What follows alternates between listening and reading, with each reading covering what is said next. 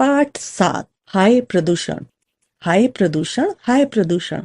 आज सभी इस समस्या से परेशान हैं। प्रदूषण का अर्थ है वातावरण का दूषित होना। आज का युग विज्ञान का युग है। मनुष्य ने अपनी सुख सुविधा के लिए अनेक आविष्कार किए और पृथ्वी, आकाश तथा जल पर अपना आधिपत्य जमा लिया है। इसके साथ साथ उसने प्रदूषण की समस्या को भी जन्म दिया है। मनुष्य के शरीर को शुद्ध वायु व जल की आवश्यकता होती है, जिन्हें प्रकृति ने मनुष्य को विशुद्ध रूप में दिया था। परंतु आज प्रकृति के इन उपहारों में विकार पैदा हो गए हैं। इनका दूषित होना भी प्रदूषण कहलाता है। आज यह समस्या पूरे विश्व के सामने है, परंतु भारत में यह समस्या अत्यंत विकट रूप धारण कर चुकी है।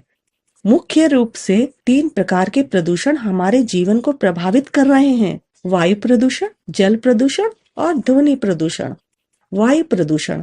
वायु जीवन का आधार है। वायु प्रदूषण से हमारा तात्पर्य है वायु में ऑक्सीजन की मात्रा का घटना तथा कार्बन डाइऑक्साइड व कार्बन मोनोऑक्साइड जैसी विषैली गैसों का बढ़ना। ऑक्सीजन की कमी से सांस लेने में भी कठिनाई होती है, जिससे कई रोगों का जन्म होता है। ऑक्सीजन की मात्रा बढ़ाने वाले वनों को अधिक लगाने के स्थान पर मनुष्य ने उन्हें काटना प्रारंभ कर दिया है।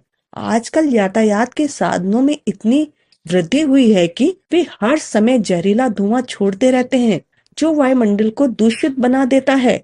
बढ़ते उद्योग धंधों के दुर्गंधपूर्ण गंदे नालों व जहरीला धुआं उगलती चिमनियों ने भी वायु प्रदूषण की समस्या को बढ़ा दिया है। इसी कारण आज खांसी, दमा तथा तपेदिक, टीबी के रोगियों की संख्या में निरंतर वृद्धि होती जा रही है। जल प्रदूषण। मनुष्य की दूसरी प्रमुख आवश्यकता है जल। आज मनुष्य को पीने के लिए स्वच्छ जल नहीं मिलता। नदियों का बहता जल पीना पहले हानिकारक नहीं था, वह निर्मल, स्वच्छ व मीठा होता था।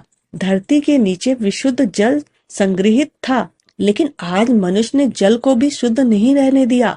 कारखानों का विषैला कचरा नदियों में बहाने से नदियों, जलाशयों के पास मनुष्य द्वारा मलमूत्र विसर्जन करने, कपड़े धोने, पालतू पशु नहलाने से जल प्रदूषण होता है। आजकल प्रदूषित जल को पीने से हैजा, पीलिया आदि रोग फैल रहे हैं। ध्वनि प्रदूषण। ध्वनि प्रदूषण से अभिप्राय है अनावश्यक, असुविधाजनक, अनुपयोगी आवाज का शोर। विमानों की गर्जना, मोटर की पोंपों, ट्रकों की धड़-धड़, कारखानों की मशीनों की आवाज, लाउड स्पीकर, टेलीविजन, रेडियो का शोर ध्वनि प्रदूषण बढ़ा रहा है। ये कणभेदी ध्वनियां हमारी श्रवण शक्ति को प्रभावित करती हैं। ऐसी ध्वनियों से लोग प्रायः ऊंचा सुनने लगते हैं। इससे हमारे शरीर के कोमल तंतु प्रभावित होते हैं, जिससे मनुष्य को अनिद्रा, सिर दर्द, उच्च रक्तचाप आदि रोगों की संभावना बढ़ जाती है। प्रदूषण की समस्या बहुत भयंकर समस्या है। इस समस्या के निराकरण का उत्तरदायित्व केवल सरकार का नहीं है, इसके लिए सभी का जागरूक होना आवश्यक है। हमें स्वयं भी प्रदूषण फैलाने से बचना होगा और अपने पास पड़ोस व मित्रों को भी ऐसा करने से रोकना होगा। इस समस्या के निराकरण के लिए सरकार तथा जनता मिलकर इस दिशा में कुछ निम्न उल्लेखनीय कदम उठा सकती है। का उद्योगों को शहर से दूर स्थापित किया जाए। शहरों में विद्युत चलित रेलगाड़ियों का विस्तार कर अन्य वाहनों को कम करना चाहिए। गा ध्वनि प्रसारण यंत्रों की ध्वनि कम करनी चाहिए। घा कारखानों, मकानों व भवनों में अधिक ऊंची चिमनियां लगाई जाए।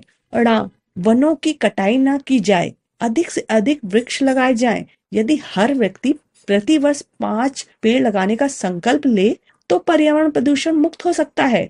4 पीने योग्य पानी का उपयोग पशुओं के नहाने, कपड़े, वाहन आदि धोने के लिए न करने के निर्देश दिए गए हैं। तीर्थ स्थानों पर पवित्र नदियों में लोगों द्वारा तेल, साबुन आदि के प्रयोग पर रोक लगाई गई है। हम सब नागरिकों को इस ओर ध्यान देना चाहिए।